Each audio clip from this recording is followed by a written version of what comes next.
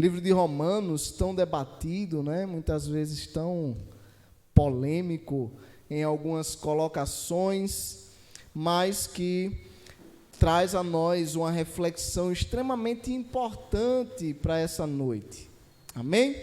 Romanos 1, versículos 16 e 17.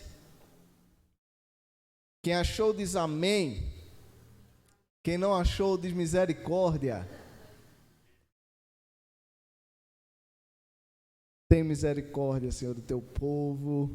Irmãos, queremos desde já louvar a Deus pela vida de você que está nos assistindo, que está cultuando conosco pelas mídias sociais. Queremos encorajá-los a baixar o aplicativo da igreja, ele permanece disponível. Durante as lives você pode dizer que aceita Jesus e colocar os seus dados e enviar. Você pode também fazer o seu pedido de oração no momento do culto, inclusive, e daqui a algumas semanas, creio eu, com muita fé, estaremos finalizando os processos relacionados à contribuição online. Você também poderá contribuir em nome de Jesus. Então, baixe o aplicativo da igreja, não só para assistir aos cultos, mas também para poder ter acesso a diversos materiais gratuitos, livros, pedidos de oração, palavra e muitas outras coisas que estão disponíveis. Amém?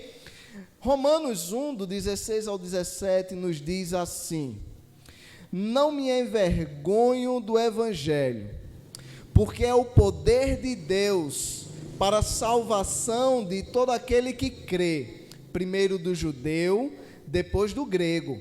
Porque no Evangelho é revelada a justiça de Deus, uma justiça que do princípio ao fim é pela fé, como está escrito, o justo viverá pela fé.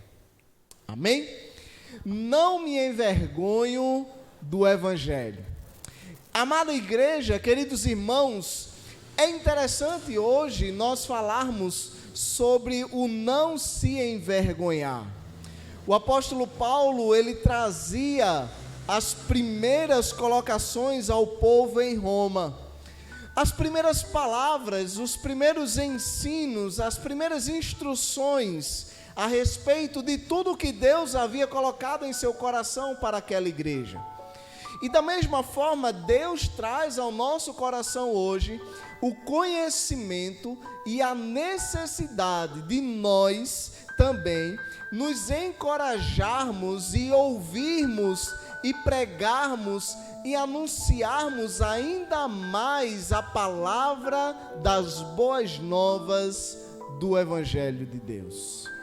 E nós queremos trazer, irmãos, algumas informações importantes, interessantes, para que vocês entendam todo o contexto pelo qual o apóstolo Paulo falava àquela igreja.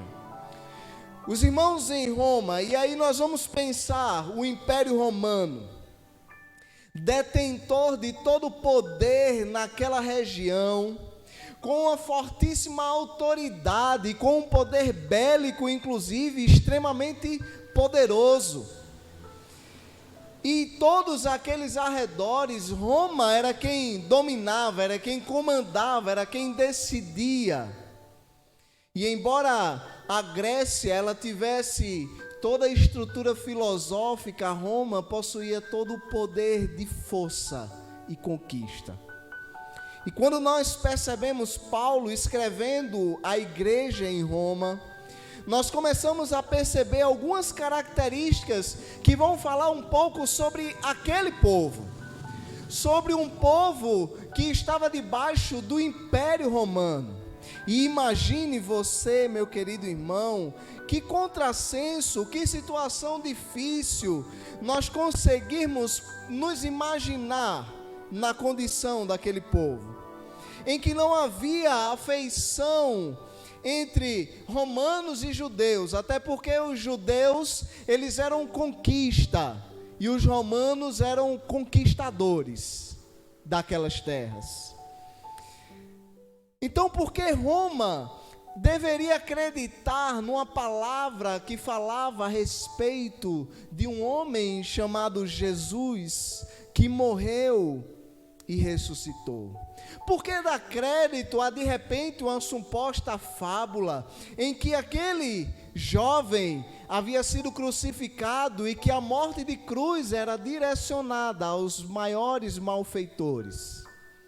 Por que acreditar se é simplesmente uma cidade ou um local onde a minoria existe e ela existe debaixo da nossa autoridade?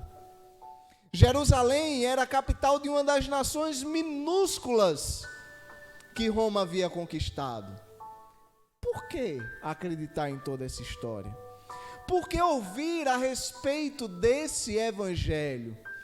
Por que o apóstolo Paulo, cidadão romano, como nós percebemos nos momentos de tribunal em que ele era interrogado e ele precisava falar a respeito de si, ele diz: olha, eu sou cidadão romano. Por que o apóstolo Paulo dizer: desse evangelho eu não me envergonho? Ainda que a Grécia possuísse maiores referências de pensadores, por que dar ouvidos à história a respeito de Jesus? E queridos, nós queremos pensar em 3 situações que nos chamam muito a atenção nesse texto. Nós já percebemos que o apóstolo Paulo, ele estava falando a uma igreja situada justamente no Império Romano, e onde aquele lugar ele possuía extrema autoridade e poder sobre as nações vizinhas. Só que qual é o maior poder? De quem é a maior autoridade? De onde vem a última palavra? De quem é a detenção da verdade? Quem é aquele que possui autoridade no céu e na terra? Quem é este que é Senhor e Rei da minha e da sua vida? Quem é aquele que todo joelho se dobrará e toda língua confessará? Quem é este que diante dele todos dirão que ele é Senhor, é soberano, que ele é o autor da nossa fé? Por isso, queridos, nós vamos pensar sobre estes 3 aspectos que nós queremos nesta noite. E o primeiro deles é que este evangelho do qual nós não devemos nos envergonhar é o evangelho do poder de Deus. Não é o evangelho segundo os homens, mas é o evangelho do próprio Deus. Existiam diversas filosofias que combatiam a mensagem do evangelho, assim como hoje nós encontramos. Existia naquele tempo a autoridade tamanha do rei, que a palavra do rei ela não poderia ser destratada, nem mesmo o rei poderia ir contra um decreto seu. Sabe onde nós vemos isso? Lá em Daniel, quando ele é encontrado orando, e aqueles que tramaram algo contra ele disseram: olha, rei, tu és senhor de todas estas terras, tu és senhor de toda esta nação, estabelece um decreto que ninguém possa revogar. Eles sabiam que nem mesmo o próprio rei revogaria a sua palavra. E queridos, este evangelho não é um evangelho de injustiça, não é um evangelho de muitas facilidades, mas é um evangelho de rumo certo. É um evangelho em que a justiça ela é definida. E olha que interessante, o texto da carta aos Romanos vai tratar muito sobre a justiça de Deus. Desde o primeiro capítulo, quando o apóstolo Paulo ele vai apresentar a justiça e o juízo de Deus sobre uma humanidade corrompida, mas uma humanidade alcançada por aquele que é o centro do evangelho, Jesus Cristo, o seu Filho. O evangelho que tem poder, é o evangelho de Deus e não do homem. É a palavra de Deus e não do homem. Há muitos irmãos, até mesmo se levantando neste tempo, dizendo que a palavra de Deus é falível, ou que de repente é apenas história, filosofia. Queridos irmãos, nós conversávamos estes dias, eu, pastor Jobson, obreiro Alisson, e percebíamos, não há sabedoria humana que não encontremos na palavra de Deus. Não há nada que a ciência não venha falar, que a palavra de Deus já não venha dizer algo a respeito. Ela é infalível, ela é inerrante, ela é a voz do Senhor falando ao nosso coração o evangelho que nós pregamos e que não devemos nos envergonhar. É o evangelho que tem o poder de Deus. E nós percebemos isso logo no início, no verso 16. Não me envergonho do evangelho, porque é poder de Deus. É poder de Deus. Qualquer mensagem que o imperador César, provavelmente o imperador da época, remetia a todas as nações dominadas por Roma, prontamente deveriam ser ouvidas. Mas sabe o que nós percebemos, irmãos, é que muitas vezes nós estamos dando ouvidos a homens neste tempo e esquecemos de dar ouvidos ao evangelho genuíno de Deus. Nós estamos muitas vezes recebendo com um caráter de extrema importância a mensagem de alguém que é perecível como eu e você, que morrerá como eu e você, que tem as suas dificuldades como eu e você, mas nós não recebemos o genuíno evangelho que vem de Deus. Se a mensagem de um homem é recebida com tanta atenção, eu fico imaginando todos nós recebendo a mensagem do soberano, daquele que é Senhor, daquele que é Salvador, daquele que é Rei de nossas vidas. Esse evangelho que tem poder é o evangelho que fortalece contra o mal, que restaura aqueles que estão perdidos, que transforma a vida daqueles que estão corrompidos, que fortalece o enfraquecido, que liberta o prisioneiro e direciona o perdido. Este evangelho tem poder porque ele tem poder para salvar e transformar as nossas vidas. Ele tem poder para nos restaurar e nos tirar das trevas. Ele tem poder de nos fazer andar em lugares que nem mesmo imaginamos, em ver coisas que jamais vemos, em ouvir a voz daquele que jamais pensamos que ouviríamos, em crer fielmente na palavra daquele que é. 1 Pedro 5:10 nos dirá assim: o Deus de toda a graça, que os chamou para a sua glória eterna em Cristo Jesus, depois de terem sofrido por pouco tempo, os restaurará, os confirmará, os fortalecerá e os porá sobre firmes alicerces. É este Deus que vê que nós passamos por provações, por perseguições, por angústias, por aflições, mas é este mesmo Deus que mudará a nossa sorte e transformará a nossa vida e nos levará à vida eterna. Não há imperador que garanta a vida. Não há imperador que garanta a restauração. Não há rei nem autoridade deste tempo que garanta a transformação, mas o Senhor do tempo, Ele pode garantir.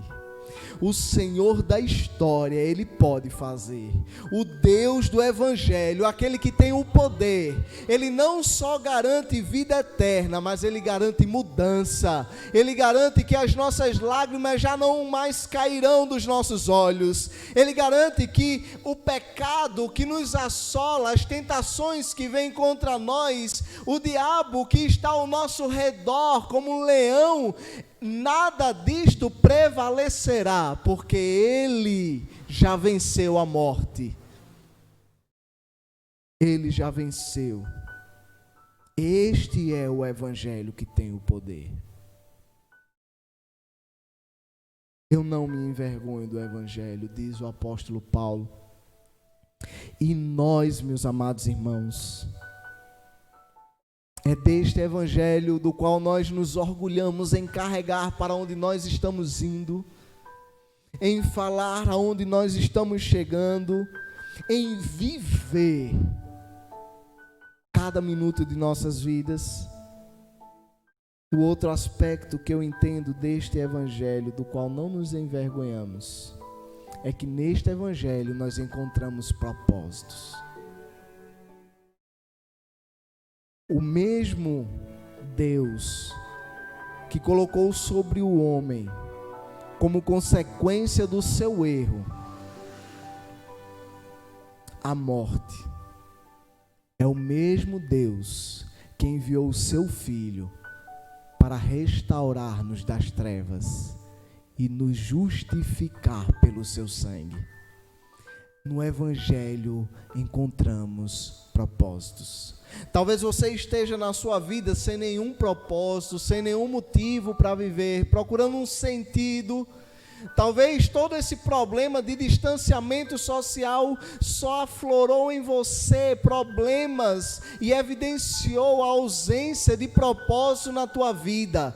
Eu posso te dizer, este Evangelho, o Evangelho que tem poder de Deus, é o mesmo que nós encontramos propósitos para viver. Não é um Evangelho que nos faz desejar tirar a nossa própria vida ou nos isolarmos em um lugar, mas é um Evangelho que nos leva a estarmos convivendo em comunhão uns com os outros, em provarmos e experimentarmos as boas novas que mudaram a minha vida. E se mudou a minha vida, este mesmo Evangelho pode mudar a tua vida também. Se transformou o meu caráter, este Evangelho também pode transformar o teu. Se este Evangelho me tirou das trevas e colocou em luz, este Evangelho também pode te colocar em luz, uma luz que jamais se apagará. A palavra de Deus, a presença de Jesus. No Evangelho nós encontramos propósitos.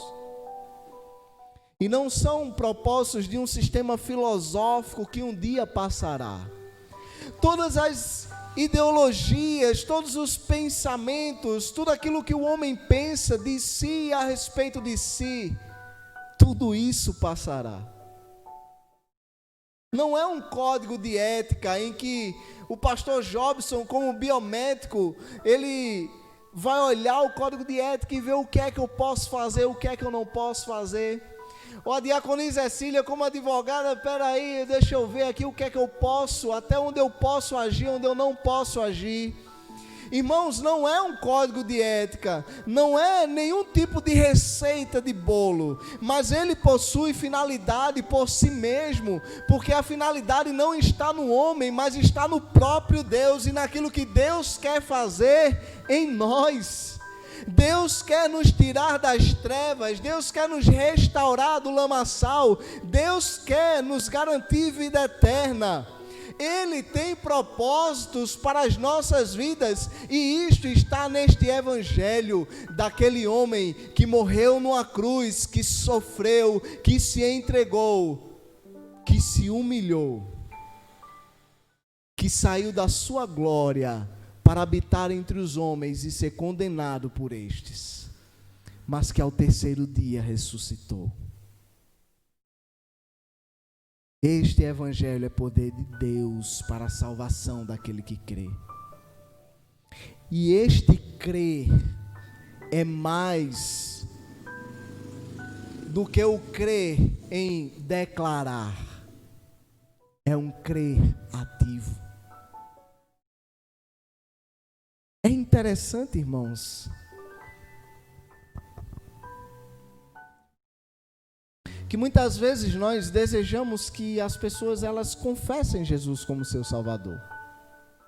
E de repente você que cultua conosco, você que está conosco, você já declarou a Ele: Senhor, a minha vida é Tua, os meus planos são Teus, os meus propósitos são Teus propósitos, tudo aquilo que eu desejo que esteja ao Teu alcance. Mas quando eu saio das quatro paredes da igreja, ou quando eu desconecto o meu celular do culto, ou quando eu paro durante vários momentos do dia e não estou ligado diretamente com a igreja, automaticamente tudo aquilo que eu estou falando, eu estou fazendo o contrário. Irmãos, o crer neste caso é um crer ativo. É um crer onde eu não só confesso, mas eu pratico as boas novas em mim. Quando o apóstolo Paulo, ele diz que é servo de Jesus Cristo, quando ele diz lá em 1 Coríntios, olha, sejam meus imitadores como eu sou de Cristo, é porque ele queria dizer, os mesmos sofrimentos de Cristo, aqueles pelos quais eu estou passando, passem vocês também.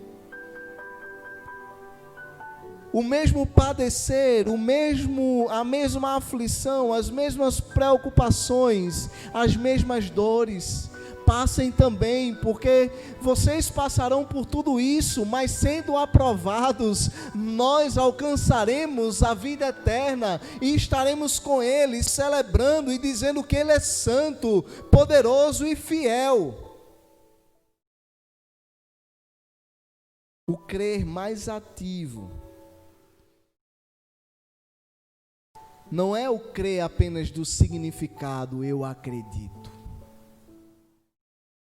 Não é mera concordância intelectual. Não é filosofia, porque não é simplesmente dizer, eu acredito na hipótese que você levantou, na tese que você discutiu. Não é uma mera discussão, irmãos, acadêmica. Não é suposição teórica.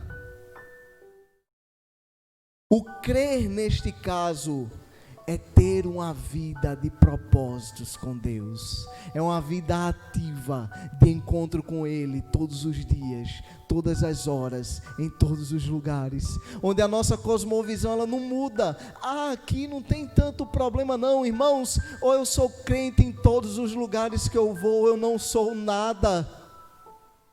Porque não adianta, queridos, eu ter propósito com Deus na igreja, eu ter propósito com Deus naqueles 10 minutos, ou 5 minutos, ou 1 minuto que eu me lembro dele durante 24 horas do dia, e esquecer durante todo o restante do dia o Deus pelo qual eu disse que teria propósito. É um contrassenso muito grande, é contraditório. E, irmãos, isso nem mesmo no âmbito filosófico ou imaginário existe, porque a palavra de Deus nos atrai para sermos não só aqueles que recebem a sua palavra, mas é também aquela palavra que quando nós recebemos, nós precisamos viver, praticar e falar a respeito dela. Crer no Evangelho de Deus é entregar-se por completo a Ele.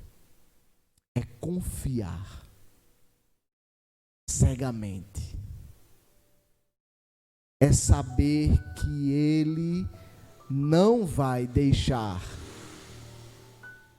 que você caia.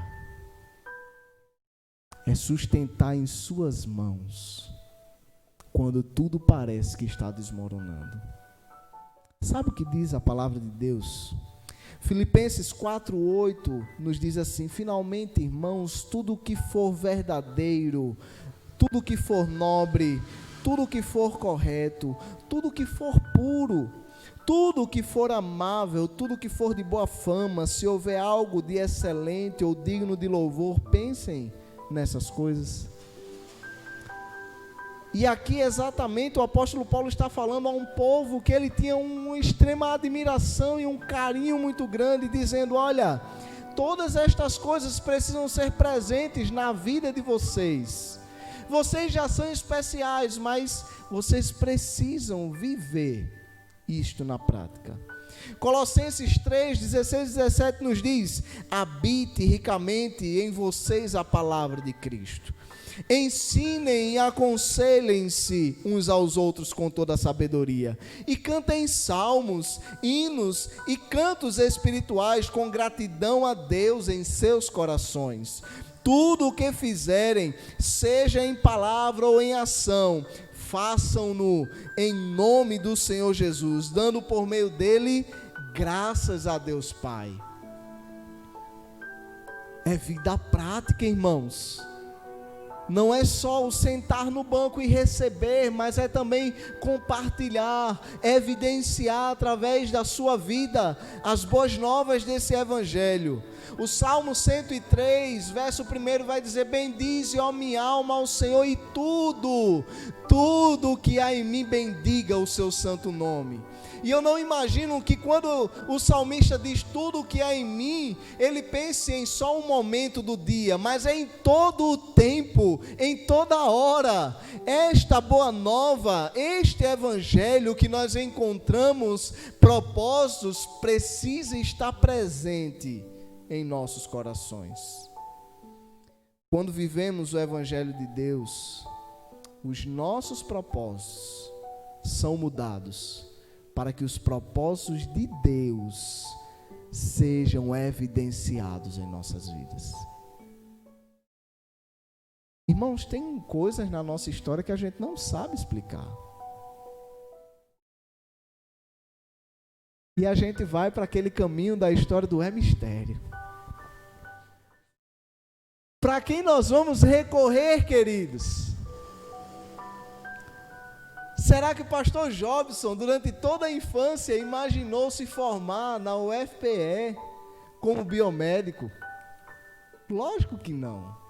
Será que eu quando era criança, acho que eu já disse isso à igreja, eu dizia que queria ser policial, depois de ver meu tio policial, eu disse: nunca mais, Senhor, me tira desse estreito.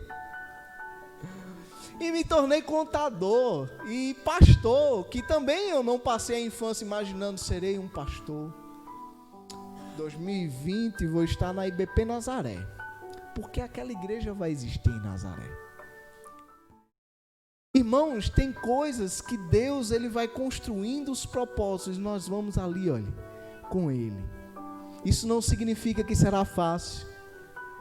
Isso não significa que vai ser de um dia para a noite, mas isso significa que Ele está conosco em todos os propósitos que Ele escreveu. Mas sabe o que mais me admira em tudo isso? É que ainda que todas essas coisas sejam responsabilidade da escolha humana, o principal está nas mãos de Deus, a vida eterna. O principal está nas mãos dele. Não existe Alexandre o Grande, não existe imperador de Roma, não existe presidente da República ou governador do estado de Pernambuco, não existe ditador nem líder religioso. Ninguém detém a tua salvação, porque está em Cristo Jesus, o nosso Senhor. O propósito maior, ele se cumpriu em Cristo. O propósito maior esteve em Jesus, e ele é poder de Deus para a salvação de todo aquele que nele crê. Nós não perecemos, não é porque alguém determinou, não é porque um homem quis, não é necessariamente porque um homem escreveu, mas é porque o Deus, o Senhor, o Redentor, aquele que era antes mesmo de tudo isto existir, aquele que sabe o início e o fim de todas as coisas, ele tem estes propósitos em seu coração. E nossos propósitos mudam porque nós passamos a não viver por nós mesmos. Já pensou que se nós vivermos o puro evangelho, nós passaremos a viver mais pelo outro do que para nós? Porque nós vamos nos preocupar se o outro está bem, se o outro está em comunhão com Deus, se o outro está com saúde, se o outro está se alimentando bem, se o outro está tomando suas medicações todas em ordem, se o outro está trabalhando tudo direitinho, se ele está se alimentando espiritualmente, se a sua vida espiritual está sendo edificada. Irmãos, nós mudamos os nossos paradigmas, nossos princípios e trazemos eles para uma nova realidade em que nós esquecemos um pouquinho da gente e passamos a pensar mais no outro. Porque às vezes a gente está numa luta, olha, naquela prova, querendo resposta e buscando a Deus e dizendo: Senhor, fala comigo, Deus, dá um sim ou não, mostra-me. E nessas horas Deus vai e te usa para falar com alguém. E você se lembra: mas o obreiro Alisson está precisando de oração. Não, auxiliar Daniete, não, é a irmã Janete agora. E vai mandar uma mensagem, e vai ligar, e vai conversar, e vai mandar um áudio, de repente é um louvor. Ah não, hoje eu me lembrei, a diaconisa Elizabeth, vamos lá, vou ligar para a diaconisa, vou mandar uma mensagem. Irmãos, é este compartilhamento, esquecendo um pouquinho de nós mesmos, porque tudo isso vai passar, mas a glória de Deus permanecerá se um dia nós passarmos a termos os mesmos propósitos de Deus em nós. Nós não buscamos mais nossos próprios anseios, é a vontade de Deus que prevalece. Nós somos transformados, restaurados, edificados, moldados para este evangelho. Um evangelho que nos leva a padecermos, a renunciarmos, mas a garantirmos vida e vida com abundância. E não com o tesouro deste tempo, porque, irmãos, vai passar, tudo isso vai passar. Mas o tesouro que nós herdaremos valerá por toda a eternidade. O nosso orgulho não está no poder que temos, mas nos orgulharemos saudavelmente no poder do Evangelho de Deus. Porque nós vamos perceber que não foi um decreto do governador, não foi uma imposição do imperador, mas foi uma ordenança do Rei dos Reis. E sabe o que é principal nestes propósitos?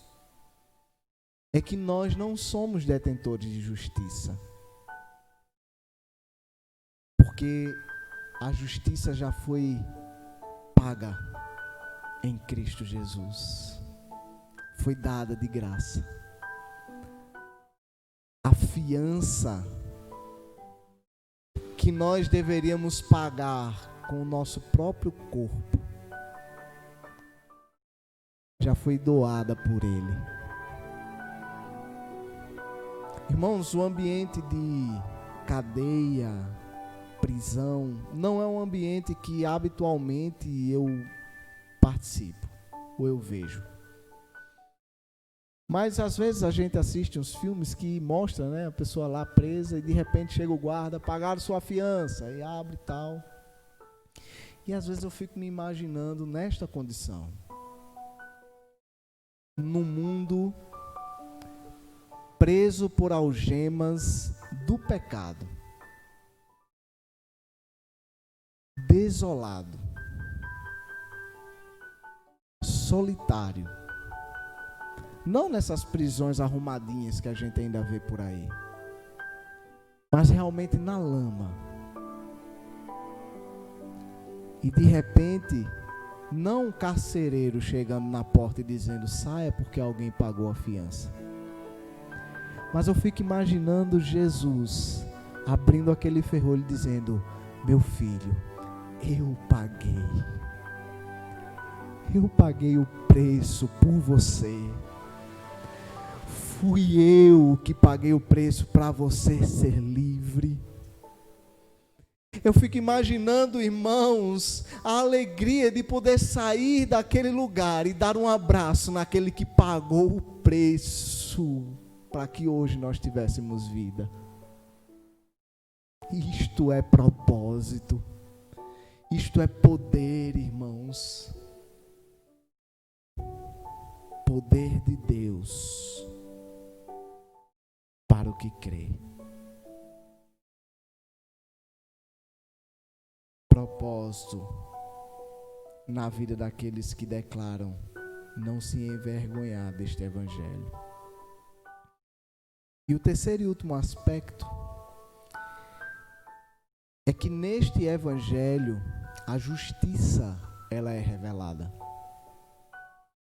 Não a justiça dos homens, mas a justiça de Deus. Irmãos, se nós lermos a partir do verso 18, e isto é tema de muito debate, inclusive, a palavra vai mostrar a condição humana de queda, de perca de direção, em que o homem distorce a verdade de Deus, em que o homem se distancia dos propósitos de Deus, em que o homem não faz e nem cumpre a vontade de Deus. Mas este evangelho é justiça de Deus revelada. Porque em Jesus, o justo, nós alcançamos justiça. Ele nos garantiu liberdade e vida eterna. É no evangelho que encontramos a chave de relacionamento entre homem e Deus. Porque se nós pararmos para observar, Deus cria o homem, Deus cria o mundo, faz todo o firmamento. O homem cai. O homem perde o contato direto com Deus, ele é expulso do paraíso. Está lá Gênesis capítulo 1, capítulo 2, capítulo 3. E aí o homem vai e tenta de inúmeras formas se religar a Deus. Mas o homem já está corrompido pelo seu pecado. Ele já não consegue mais ter esta reconexão sem que haja um sacrifício. E ele vai sacrificar cordeiros, ele vai sacrificar ovelhas. Ele muitas vezes vai se desviar do caminho e vai pensar em ídolos pagãos e em outras coisas que venham substituir a figura de Deus. Muitas vezes ele vai colocar até mesmo outros homens como sendo substitutos de Deus. E isso é idolatria. Irmãos, se um dia vocês quiserem ouvir mais o pastor Adeildo do que a voz de Deus, você está idolatrando o pastor Adeildo. Se um dia você mais quiser ouvir um louvor de cantor fulano de tal, mas não admitir que ele de repente errou ou caiu, porque ele é humano e pode cair, e disser não, de forma alguma, ele é impecável, isso é idolatria. Se você coloca algo acima de Deus, é idolatria. E queridos, muitas vezes nós estamos tomando esse espaço de Deus e o homem no decorrer da história, ele foi construindo uma história de muita idolatria e se voltando para os seus próprios bens, para os seus próprios afazeres. Hoje a idolatria é pela sua autoimagem, uma autoimagem positiva. Você é aquele que você foi construído e olha, está tudo muito bem, você precisa se sentir bem, você precisa se sentir feliz. Mas queridos, se o evangelho não incomodar o teu coração, não é evangelho. Se o evangelho não transformar algo que está ruim, alguma raiz de pecado que ainda existe em você, eu posso te dizer, meu irmão, não é evangelho. Porque o evangelho confronta, incomoda, mas transforma. No evangelho a justiça é revelada. Porque durante toda a história o homem tentando se religar a Deus, muitas vezes colocando o templo de Salomão como lugar de conexão com Deus. Outras vezes o monte. Mas aí Deus olha do céu, envia o seu Filho. E Jesus, do resplendor de sua glória, vem ao mundo. Prega, transforma, restaura, realiza milagres. Mas Ele faz o principal. Ele nos reconectou ao Pai. Ele nos religou aos céus. E Ele evidenciou nele justiça de Deus. Por isso, nós não nos orgulhamos do que nós temos ou do que nós somos. Porque diante de Deus não somos nada. Nem temos absolutamente nada. Mas o sangue de Jesus.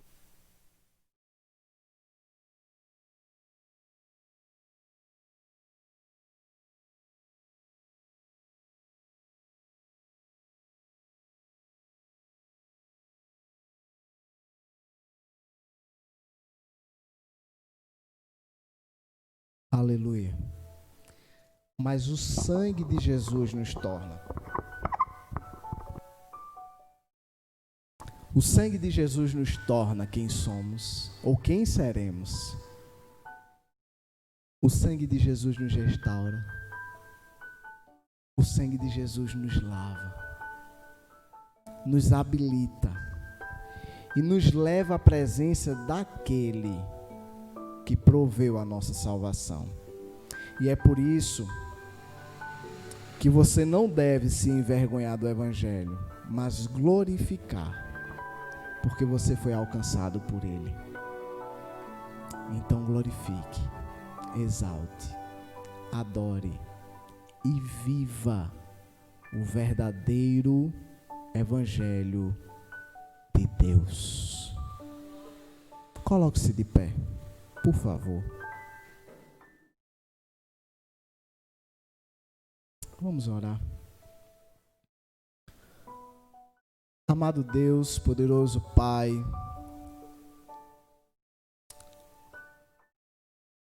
não nos envergonhamos do Evangelho. E nesta noite, Senhor, queremos levantar a bandeira e declarar, Senhor, que mesmo tão pequenos, tão falhos, nós desejamos, ó Deus, apenas que o Teu Evangelho nos transforme, que o Teu Evangelho nos restaure, que o Teu Evangelho nos tire desta prisão do pecado, que o Teu Evangelho nos leve à vida eterna. Que nós venhamos nos orgulhar, Senhor, dentro de nós, mas que isso não venha nos trazer soberba ao coração, mas que nos alegremos pelo Teu Evangelho que nos tirou das trevas. Quando Tu tocares no nosso coração, que sejamos alcançados. Quando Tu falares aos nossos ouvidos, que reverenciemos a Tua presença. Quando virmos, ó Deus, os Teus sinais, que glorifiquemos o Teu santo nome.